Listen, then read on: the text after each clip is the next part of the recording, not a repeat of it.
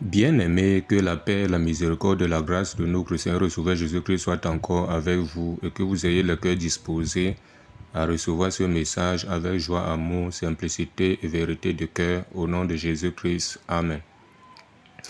Bien-aimés, je veux vous parler de l'amour. Bien-aimé, c'est important d'être amour parce que Dieu lui-même est amour. Et c'est à cause de cet amour qu'il a pour les humains que nous sommes, qu'il nous a sauvés en envoyant son Fils unique, Jésus-Christ, mourir pour nos péchés, pour le pardon de nos péchés. C'est pour cela que Jean 3, verset 16 dit que car Dieu a tant aimé le monde et qu'il a donné son Fils unique, afin que quiconque croit en lui ne périsse point, mais qu'il ait la vie éternelle.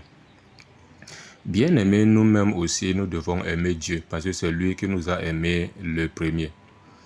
C'est pour cela que la Bible dit que l'amour de Dieu est répandu dans nos cœurs par le Saint-Esprit. C'est pour cela que tout enfant de Dieu qui marche dans l'amour démontre clairement qu'il est vrai et qu'il a reçu le Saint-Esprit. Romains 5, verset 5 est clair. Car l'amour de Dieu est répandu dans nos cœurs par le Saint-Esprit. Romains 5, verset 16. Bien-aimé, il est important d'aimer Dieu. Et ce qui montre qu'on aime Dieu, c'est quand on garde ses commandements. Il dit à Jean 14, verset 15. Il dit, si vous m'aimez, gardez mes commandements. Bien-aimé, c'est ça qui montre que tu aimes Dieu. Et tu dois aussi aimer ton prochain. Parce que si tu dis que tu aimes Dieu, mais que tu hais ton prochain, tu es un meurtrier. 1 Jean 3, verset 15 dit que celui qui hait son frère est un meurtrier. Nous savons qu'aucun meurtrier n'a la vie éternelle demeurant en lui.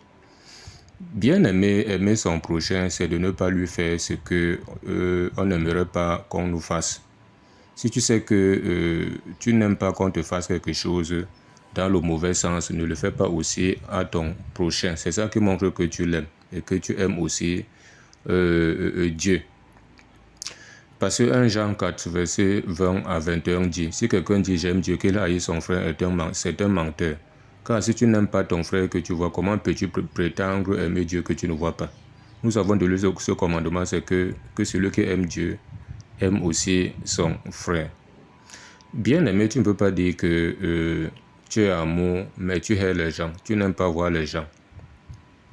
Parce que en murmurant contre l'autre, en mal parlant contre l'autre, ou en convoitant la chose de l'autre, tu es en train de montrer manifestement que tu hais l'autre.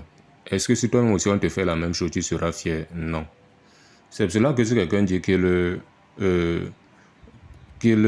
est amour, mais hait son frère, non seulement il est un meurtrier dessus, quoi, il marche dans les ténèbres.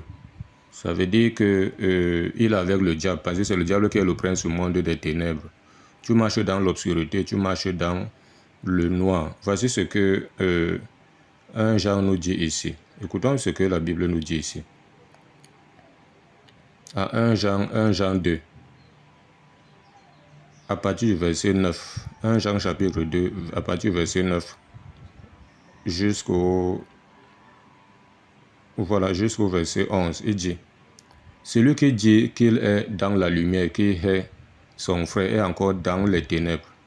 Donc si tu hais ton frère et que tu dis que tu es dans la lumière, donc tu es en Christ, hein, sache que tu es encore dans les ténèbres. Il dit, celui qui aime son frère demeure dans la lumière, aucune occasion de chute n'est en lui. Mais celui qui hait son frère est dans les ténèbres, il marche dans les ténèbres, et il ne sait où il va, parce que les ténèbres ont aveuglé ses yeux. Beaucoup sont aveuglés là aujourd'hui à cause du fait qu'ils n'aiment pas leur frère. Parce que quand tu n'aimes pas ton frère, tu es dans les ténèbres.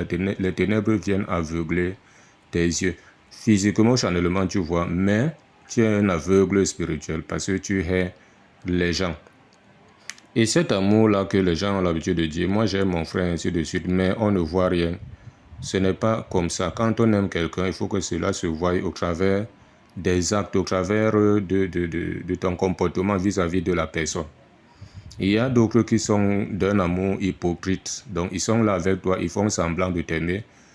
parce qu'ils calculent quelque chose. Et ils savent qu'étant auprès de toi, ils vont bénéficier ils ont beaucoup d'avantages auxquels ils bénéficient. Donc, ils font semblant de t'aimer, ils font semblant d'être avec toi, pourtant, il n'en est rien. Voici ce que la Bible dit à 1 Jean 3, verset 18. 1 Jean 3, verset 18, il dit: Petits enfants, n'aimons pas en parole et avec la langue, mais en action et avec vérité. Verset 19, il dit: Par là, nous connaîtrons que nous sommes de la vérité et nous rassurerons nos cœurs devant lui. C'est par là qu'on reconnaîtra que nous sommes de la vérité. Donc, ne dis pas que j'aime mon frère, vraiment, mon frère, je suis amour, je t'aime jusqu'à... Mais dans les actions, on ne voit rien. Et en vérité même, on ne voit rien. C'est cela qu'un enfant de Dieu ne doit rien à personne si ce n'est de l'amour. Il dit à Romains 13, verset 8, il dit: ne devez rien à personne, ce n'est de vous aimer les uns et les autres. Quand celui qui aime son frère accomplit la loi. Donc c'est important, mes frères. 1 Corinthiens 13, verset 13. Écoutons ce qui est écrit. 1 Corinthiens chapitre 13, verset 13. Il dit ici: Maintenant donc, ces trois choses demeurent, la foi, l'espérance et l'amour. Mais la plus grande de ces trois, c'est l'amour. La plus grande de ces trois choses, c'est l'amour. C'est pour cela que c'est important d'être amour. Pas un amour qui calcule. Parce que vous voyez aujourd'hui que plusieurs manifestent un amour par intérêt. Quelqu'un est là avec toi, il calcule. Il sait qu'à chaque fois quand il est avec toi, il tire beaucoup d'avantages. Et ça fait qu'il est tout le temps avec toi. Mais quand une situation arrive, que ce soit ton ami ou ton frère en Christ, parce qu'il y a aussi d'autres frères en Christ qui sont des hypocrites. Quand une situation arrive, c'est là que tu vois leur vrai visage. Voici donc ce que la Bible nous dit ici, là, à 1 Corinthiens 13.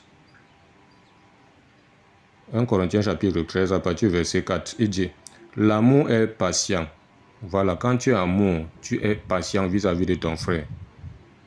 Il dit: il est plein de bonté. L'amour n'est point envieux. Donc, quand on est amour, on n'envie pas la chose de l'autre. On ne convoite pas la chose de l'autre. On ne veut pas être à la place de l'autre. Si Dieu lui a fait grâce et lui a donné des choses, rends seulement grâce à Dieu. Ne mets pas trop tes yeux là-bas. On dit l'amour ne se vante point. Quelqu'un qui a amour ne se vante point. Il n'est pas un vantard. Il continue ici, dit: il ne s'enfle point d'orgueil. Celui qui a amour n'est pas orgueilleux. N'est pas orgueilleux vis-à-vis de son frère. Non. Il dit: il ne fait rien de malhonnête. Vous allez trouver d'autres qui disent son amour, mais malhonnête jusqu'à, ce n'est pas bon. Il ne cherche point son intérêt. Quand on est amour envers quelqu'un, on ne cherche pas son intérêt. Et même quand on dit qu'on aime Dieu, on n'est pas avec Dieu parce qu'on a un intérêt quelconque. Comme beaucoup aujourd'hui dans les milieux dits chrétiens, ils viennent en Christ parce qu'ils calculent. Ils veulent des choses que Jésus donne, mais ils ne veulent pas Jésus, ils ne veulent pas obéir à la parole de Dieu, mais ils veulent plutôt ce qu'on leur a dit que Jésus donne. Le bien-être, la prospérité, le matériel, ainsi de suite. Si vous êtes le genre de chrétien, vous avez tout faux. Il continue ici, il dit: il ne s'irrite point. Quand tu aimes quelqu'un, tu ne t'irrites pas contre la personne. Il dit: il ne soupçonne point le mal. Voilà. Parce qu'il y a d'autres aussi, quand ils sont avec quelqu'un qu'ils prétendent aimer, ils sont toujours dans les soupçons. Donc il ne soupçonne point le mal. Il ne se réjouit point de l'injustice, mais il se réjouit de la vérité. Vous allez trouver d'autres. Ils aiment se réjouir quand le malheur arrive à l'autre, quand l'autre est victime d'une injustice. Ils se réjouissent jusqu'à dans leur cœur. Ils disent même que c'est bon, il fallait qu'ils reçoivent ça, il fallait que cela lui arrive. Ce n'est pas bon, mais quand tu vois la personne physiquement, il donne l'impression d'être avec la personne, de compatir à ce qui lui arrive, et pourtant il n'en est rien. Chrétien, il faut changer. Mais il se réjouit de la vérité. Il dit, au verset 7 de 1 Corinthiens 13, il excuse tout, il croit tout, Il espère tout. Il supporte tout. Celui qui est amour supporte tout.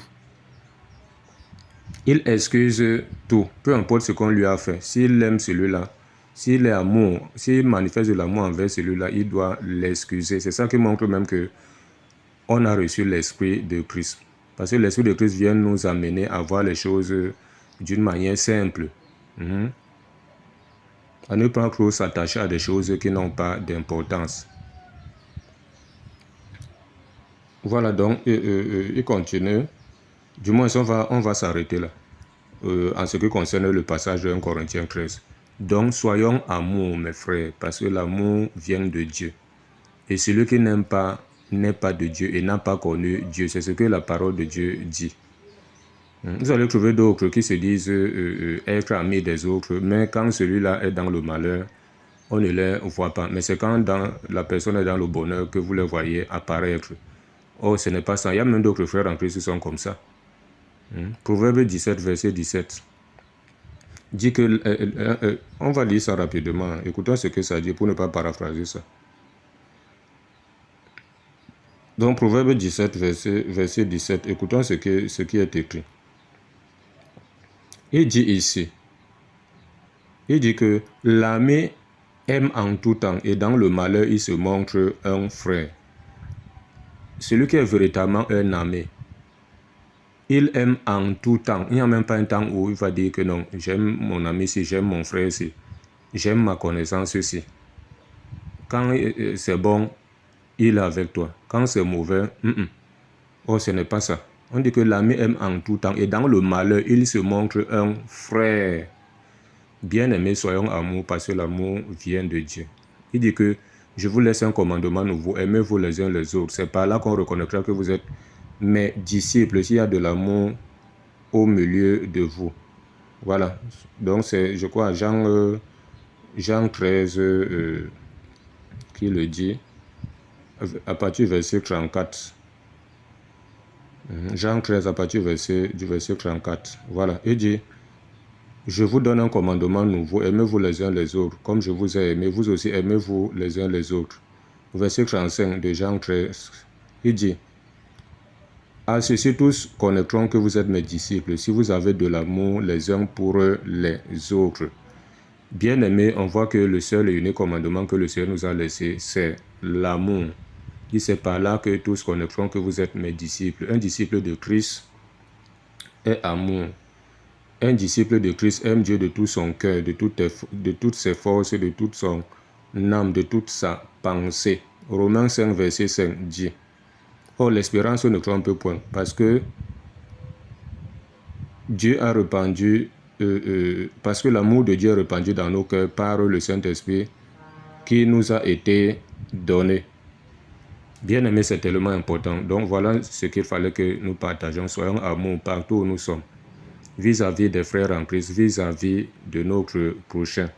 Il dit, tu aimeras ton prochain comme toi-même. C'est pour cela que Pierre dit là-bas que pour que les portes du royaume des cieux nous soient largement accordées ou pleinement accordées, faites tous nos efforts pour joindre en notre foi. Il cite, à 2 Pierre 1. On va lire ça rapidement pour terminer. Donc c'est important, 2 Pierre 1, du verset 5 jusqu'au verset 11. Écoutons, 2 Pierre 1, du verset 5 au verset 11. Il dit, à cause de cela, mais faites tous vos efforts pour joindre à votre foi la vertu à la vertu, la science à la science, la tempérance à la tempérance, la patience à la patience, la piété à la piété, l'amour fraternel, donc l'amour du frère, l'amour avec les frères, et à l'amour fraternel, l'amour du prochain, maintenant qu'il soit ton frère en Christ ou pas. Au verset 8, il dit, car si ces choses sont en vous, et ils sont avec abondance, elles ne vous laisseront point oisifs ni stériles pour la connaissance de notre Seigneur Jésus-Christ. Il dit, mais celui en qui ces choses ne sont point est aveugle, il ne voit point, il ne voit pas loin, et il a mis en oubli la purification de ses anciens péchés. Il dit, c'est pourquoi, frère, appliquez-vous d'autant plus à affirmer votre vocation et votre élection, car en faisant cela, vous ne broncherez jamais. Il dit, c'est ainsi, en effet, que l'entrée dans le royaume éternel de notre Seigneur et Sauveur Jésus-Christ vous sera pleinement accordé. Voilà. Donc un chrétien qui n'est pas amour, ce n'est pas bon. Ok, dans la paix, au nom de Jésus. Amen.